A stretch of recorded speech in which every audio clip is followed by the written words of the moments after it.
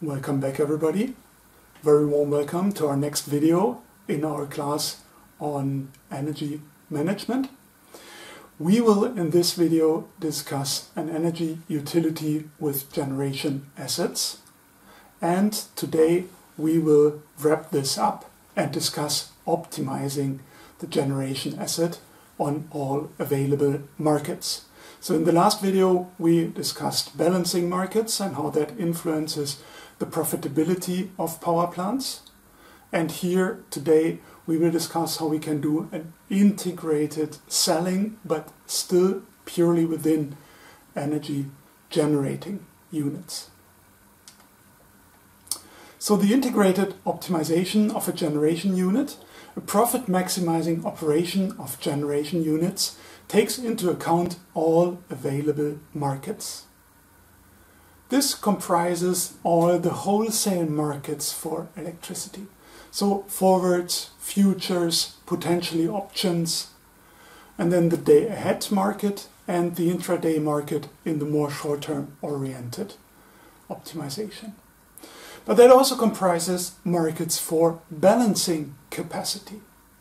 Positive and negative frequency restoration reserves with manual activation, so the tertiary minute reserve, and positive negative frequency restoration reserves with automatic activation, secondary balancing power.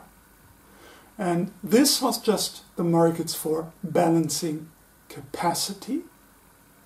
There is also markets for balancing energy. So we said first you sell the capacity as kind of an option premium if you agree to sell the service, to deliver energy when needed. You get paid for keeping the capacity available. But once you are in fact called upon, then you get another payment for the balancing energy. So these additional expected revenues due to an activation or production of offered capacity has to be taken into account, and it also has to already been taken into account when submitting the capacity bid, because this influences the value of your capacity bid. If you expect large revenues from production on balancing markets, you will be willing to submit a lower capacity bid on this market. So there is also revenues for balancing energy, and the markets for balancing energy have to be taken into account.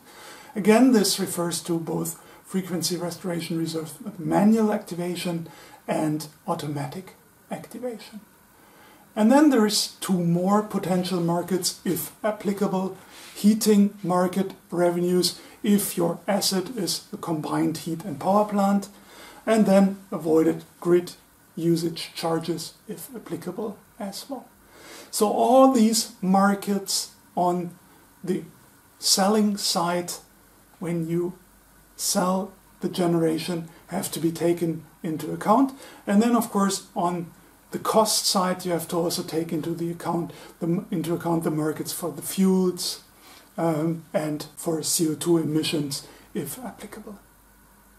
So all this has to be considered when you do an integrated optimization of a generation asset. This, of course, has several challenges. Maximizing profit contributions on these markets requires sophisticated operation and bidding strategies. Essential aspects in particular are the interdependencies between these markets. We have said that these markets, in particular, for example, the balancing power market and the day-ahead market, can be both complements and substitutes. If you want to produce or sell balancing services, provide balancing services, you have to have your power plant, your asset, able to react on very short notice, depending on the quality of the product, within seconds. And that means you have to have the power plant up and running You have to sell on the day-ahead market other quantities to then be able to offer balancing services technically. But at the same time, as we said, the megawatt can only be sold once. So you have to have free capacity to provide positive balancing power. So there is interdependencies. There is other interdependencies between these markets you have to also take into account. And then there is revenue opportunities on balancing capacity and balancing energy. That's what I just 2 minutes ago briefly explained. Okay, and then of course there's interdependencies between the markets for balancing reserves of different qualities, because again, you can sell any megawatt only once.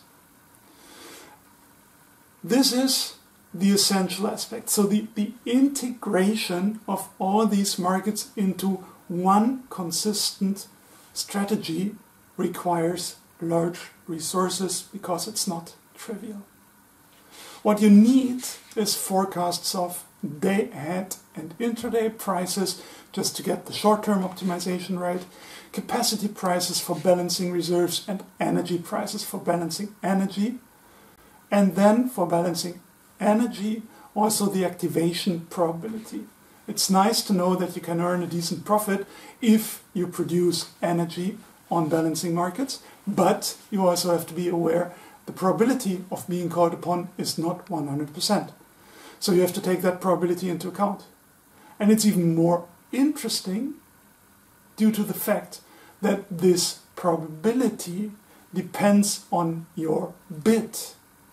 The lower your energy bid, the higher the probability of being called upon to provide energy. This is yet another very interesting but complicated fact in this context. This is done in complex dispatch optimization models for power plants. This is an example. I adapted a slide from R2B Energy Consulting for this. So consultancies are providing such models to consult companies who want to operate power plants in an optimal way. Professional companies also sell integrated software solutions for that, so that you have an integrated model which in the end tells you what you need to know, which is at what costs or prices or bids do I offer how much capacity in which market. And the complexity of the optimization problem here is shown on this slide. In green you see the exogenous input, and in yellow or orange at the bottom you see the endogenous outputs, which are determined by the blue middle, a mixed integer optimization problem, maximizing the profit margin under constraints. So in the middle, in blue, you see the core, the model. And this model uses exogenous input data to then answer your question, what should be offered, where and when. Regarding the inputs, the green boxes, let's start on the upper left. You need to have an understanding or an estimation of prices for fuels and CO2 certificates.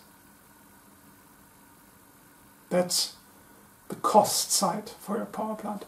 Then you need electricity prices on the wholesale market and capacity and energy prices on the balancing reserve markets. Of course, you do not necessarily know these once you're deciding upon your strategy. But if you don't know them, you still need them, so you have to estimate to the best of your abilities. And then last but not least, already mentioned the activation probability on the balancing reserve market to actually be called upon to produce energy and then earn energy-related revenues. Also, very important input can be found on the top. Technical design and cost parameters of the power plant, like efficiency, startup costs, minimum up and down times, and so on and so on. Installed capacity as well, of course. Several technical design and cost parameters of the power plants need to be known to be fed into the model, and then the model can optimize. And then on the right side, you have to decide the strategy. For example, on which markets do you want to act? It should be mentioned at least once that, for example, for the balancing power market, you have to have some fixed costs to pay in advance, because your team has to be available 24/7, and you also have to invest in some hardware to be able to provide the services, and you have to go through a pre-qualification process. So we should mention once that there is a certain fixed costs associated with providing balancing services with the power plant. So a very small power plant may of course choose to, even if it is hypothetically technically able, to not provide balancing power just based on the complexity of the process. But you can also of course choose to do it, and most large power plants should probably choose to do this because it means additional revenues. So you have to choose on which markets do I want to be active. Then you have to define limits for operation and bidding strategies. And last but not least, you have to account for uncertainty on the different markets. There is significant uncertainty. I already mentioned fuel prices, CO2 prices, electricity prices, probabilities of being called upon in the balancing market are not known in advance, so they have to be estimated. But this can only be estimated with a certain uncertainty, so you need ideally to come up even with a model which can treat this uncertainty. And once you have this framework of inputs, you can feed all that into your algebraic model core, into your mixed integer optimization model, and then this model computes by maximizing an objective function, which here is, as you said, profit margins, and at the same time taking into account constraints. Every megawatt can be sold only once, partial load operation constraint, total installed capacity, other availability constraints, and so on. And then gives you, as I said, what you need to know, and hourly and annual output, for example, for electricity generation on the different markets. So this tells you how much should you offer on the day-ahead market, potentially on the intraday market, on the balancing power markets. It also tells you how much fuel to buy, how many CO2 emissions you will have, and how many certificates you need to offset these emissions. Provision of balancing capacity on the different markets, expected activation of balancing energy, realized activation of balancing energy, revenues or cost of the different markets, generation or consumption costs, and the bottom line profit margins. So all this can be quantified with a model. Here again is a simplified example how this looks like applying said exemplary model from a consultancy.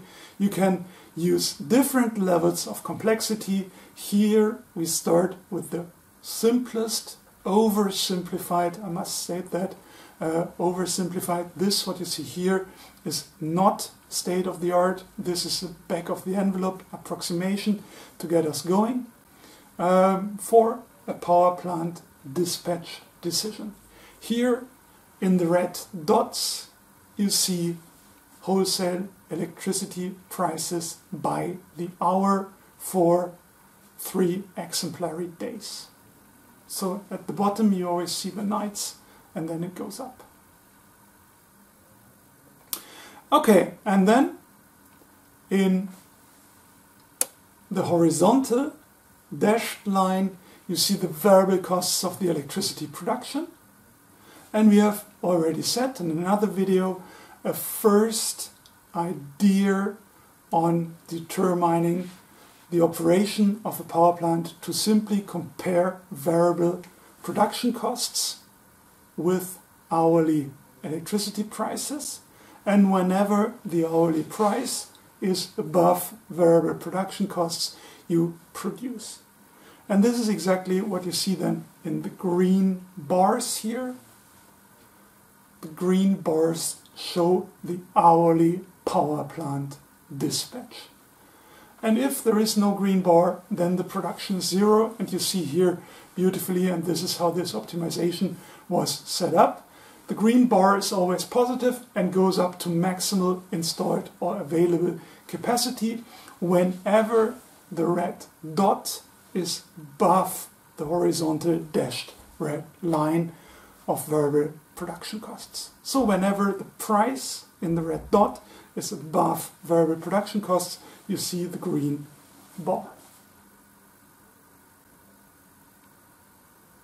So here power plant operators optimize the dispatch of their technical units according to their variable costs of electricity generation as well as the hourly electricity prices in order to maximize their short-term profit margins. However, as I said, this is oversimplified. It does not take into account startup costs, minimum downtime, minimum part load conditions. So this production profile may not be technically feasible and or it may not be truly profit maximizing, because on the next slide we will discuss that it's often optimal to continue in part load operation during night hours to save future startup costs. So these dynamic aspects are not included. And the second major thing not included, here we just purely focus on the day ahead market. And as we said, true revenue maximization necessitates an integrated view on all relevant markets. In particular, balancing power is missing here. We are getting there. The slide after next will then discuss this. But this, from the simple intuition, I still find very informative for didactical reasons. Obviously, as a first approach, back of the envelope, pure calculation each and every one of you can do in Excel is simply looking when is the price above costs, that's where we want to produce, and you could easily in Excel calculate the profits as simply the difference between prices and variable costs. That's going to be your expected profit if you only look at the positive values. Essentially, that's quantifying the clean spark spread option if it's a gas-fired power station. But again, it's just an estimation because it's not accurate enough. So let's move on and increase complexity a little bit by taking into account the lacking dynamic effects. Here the picture changes slightly. This is taking into account dynamic effects. And what you see here, interestingly, is the green bars of optimal production have changed slightly. In particular now, during 2 nights, you see lower green bars, which are defined by the minimum load requirement of the power plant. So the power plant here, I would estimate, has to operate at roughly 40% of installed capacity as minimal load. So it can operate at 100% or any level between 100 and 40%, or we can turn it off. But if we turn it off, we have to pay costs for future startups, for restarting the plant. So here the optimization reveals that the power plant should be off in the very beginning, and then it's turned on in like hour 7 or 8 here, and then it's operating for all the remaining hours. First in full load operation, and then during the next night it goes in partial load operation, and then the morning after it's going up again to 100%, and then in the next night, second night, it goes down to partial load operation, and then it goes up again. So if there are dynamic restrictions for the technical unit, it can make sense to keep the unit on the grid even with negative profit margins. So essentially here, during the night hours, the power plant incurs a loss in that particular hour because the price drops below variable production costs. However, this still is economically feasible because the profits on the next day outmatch this small loss, and furthermore the profits on the next day and the small loss is lower than what otherwise would have to be paid for restarting up the capacity. So on the one hand, we don't want to shut down completely because the profits on the next day are huge, and because on the other hand the costs for restarting would be higher than the small loss we incur for continuing operation. And you see here in this example, of course, that the prices are only very slightly below variable costs. Okay, there can be other reasons why you continue partial load operation. The first you see at the bottom of the slide I already mentioned. The cost of a startup and shutdown process are greater than the short-term loss of profit margins, and then you avoid the startup costs. That's one way we already discussed. The second is a minimum downtime constraint prevents a timely restart.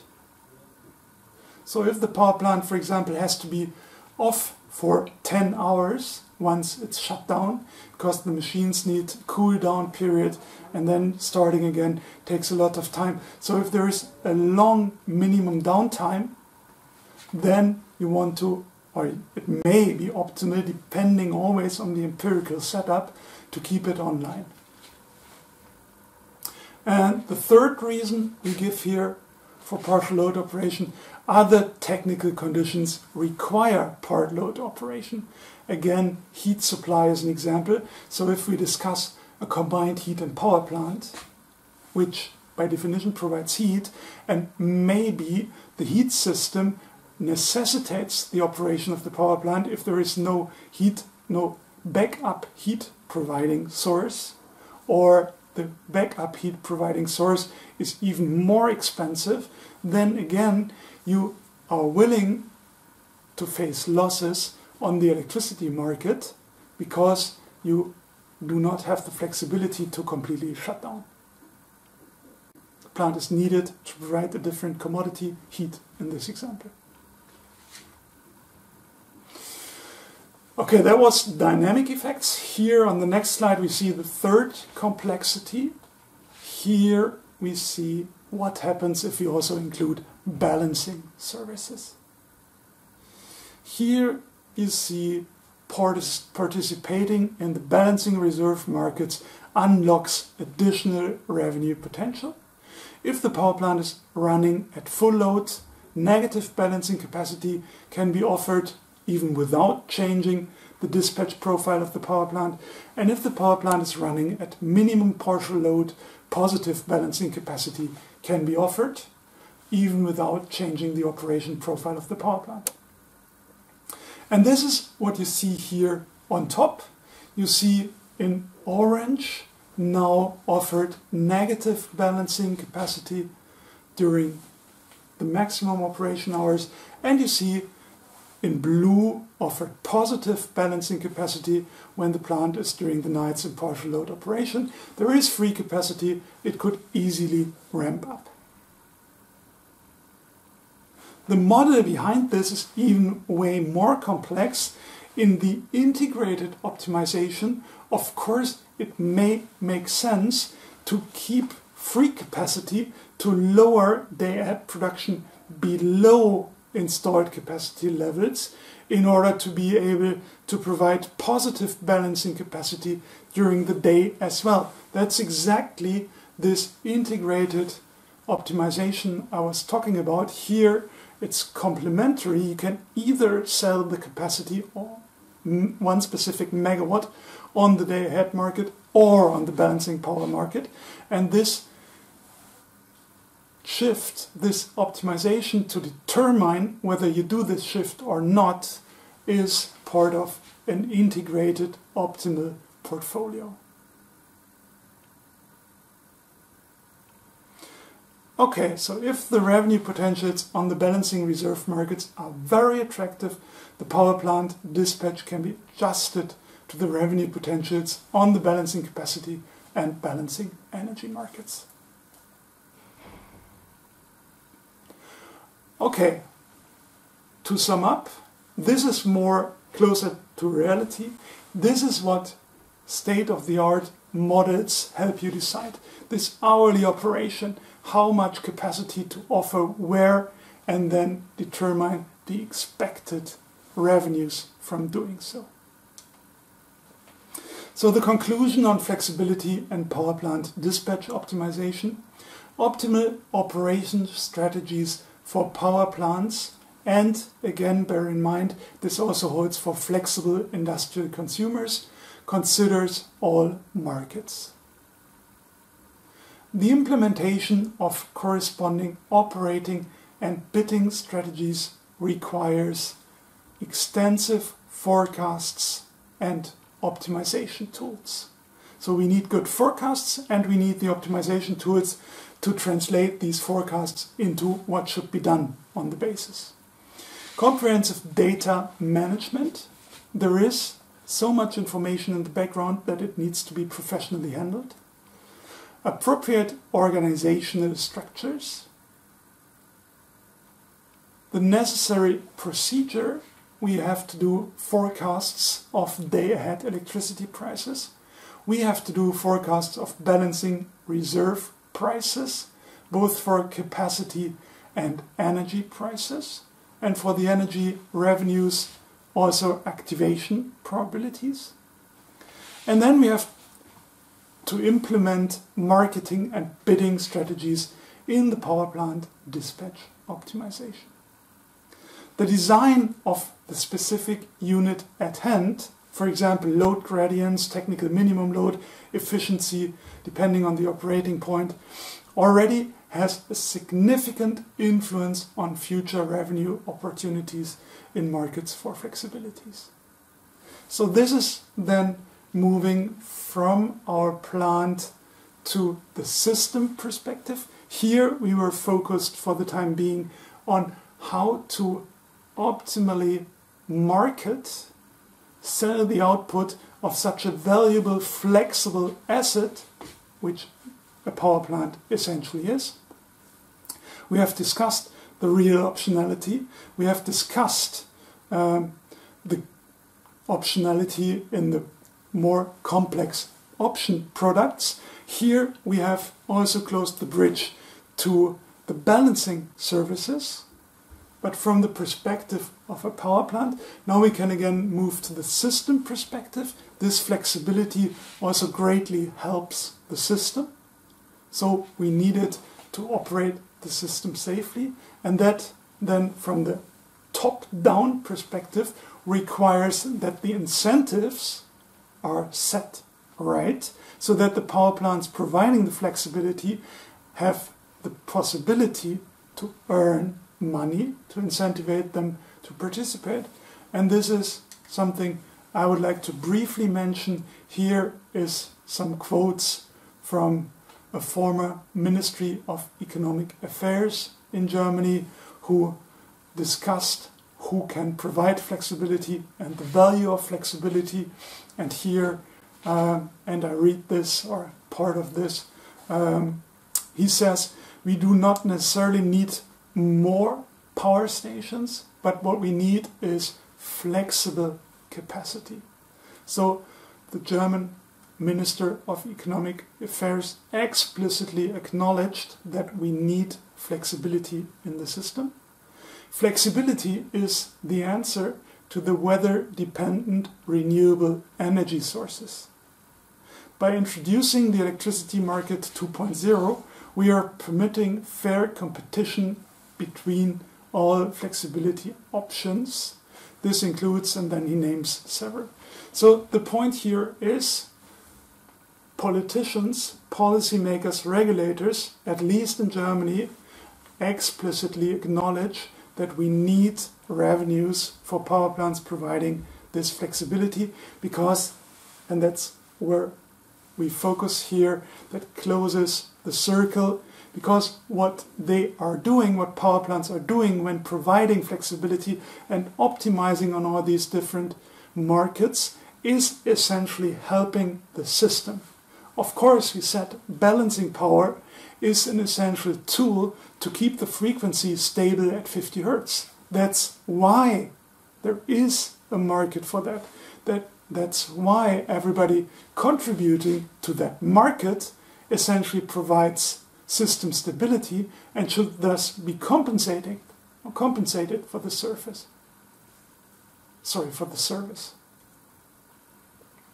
And the approach, I would argue, how this is set up in Germany with competitive markets, at least, well, there is some competition issues in some of these markets, but still with markets, is an interesting, innovative, and generally working fairly well approach.